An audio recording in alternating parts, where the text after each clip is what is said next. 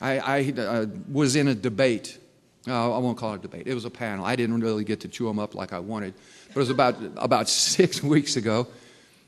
Houston Community College invited me. This gentleman, Stan Fursey, heads up the high-intensity drug trafficking area for Houston.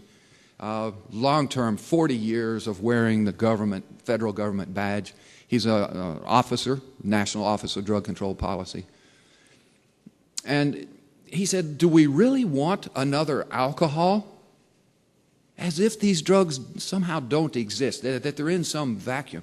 These drugs are in every neighborhood in America. These drugs are everywhere. They're made by untrained chemists, cut with baby powder, laxatives, and rat poison, and then distributed in alleyways and back rooms by armed gangsters.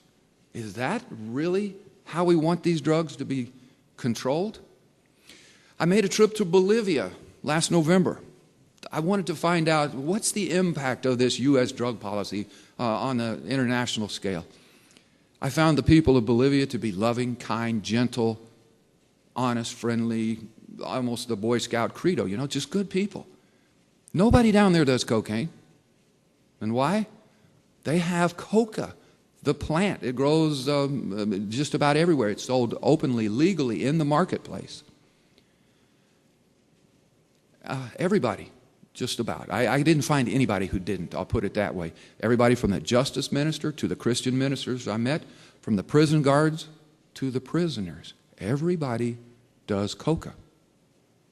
It's not harmful. There is no long-term effect. It's a mild stimulant, somewhat akin to a cup of coffee, except coffee gives you the jitters, the coca does not. I guess the point I'm wanting to make here, if we were to allow coca to come to the United States, this much safer, can't kill yourself with it product, where if it were made available, I think a lot fewer people would be doing cocaine. Certainly they'd be avoiding the cut, tainted product that circulates on the market these days. I think the same holds true for opium. Right now, there are 3 million Afghani citizens growing opium on the mountainsides over there, under U.S. occupation. Not exactly under our guidance, but we certainly allow it to happen.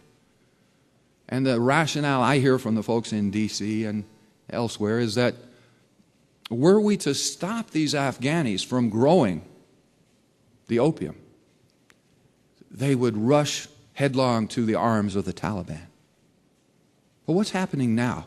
They grow this opium and they sell it through the Taliban.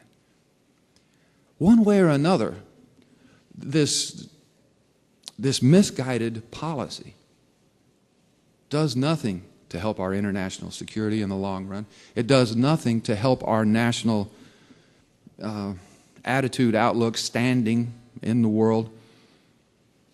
We proclaim ourselves to be the moral, high and mighty arbiters of all things relating to drugs. We pay countries around the world not to grow, not to allow this trafficking in their nation. Bolivia gets $100 million a year if they'll jump through the U.S. hoops, if they'll pretend that they're stopping the trafficking. And again, Bolivia grows coca, and it does get diverted, and it does get made into cocaine, but the vast majority of it goes to the people to be put into a little packet like a chewing tobacco, just between the cheek and gum, mellows out your, it gives you just that feeling of capability. It helps your bloodstream to convert oxygen, because if you're up in La Paz, 14,000 feet, every street is about a 45-degree angle, and as a flatlander, when I was there, it was very tough. But if you chew the coca, it gives you just a little bit of perseverance. You can go 20 feet and rest, and then go another 20. But without the coca, you're not going anywhere. The point I really want to make, I suppose, is that we have been lied to. We have been distracted. We've taken our eyes off the ball. Alcohol and tobacco kill about 500,000 plus every year. The government doesn't want us to know exactly how many people die, how many OD from these recreational drugs. They combine it with overdoses from alcohol, and they don't differentiate. So it's hard to know. It's supposedly 16,000 per year for all overdoses. I would venture to say the vast majority of those are from alcohol. We hear about it all the time. The kids at the colleges, the fraternity hazing, chug-a-lug, no chug-a-lug, some more. And then the next morning they find him dead, covered in graffiti from the night before.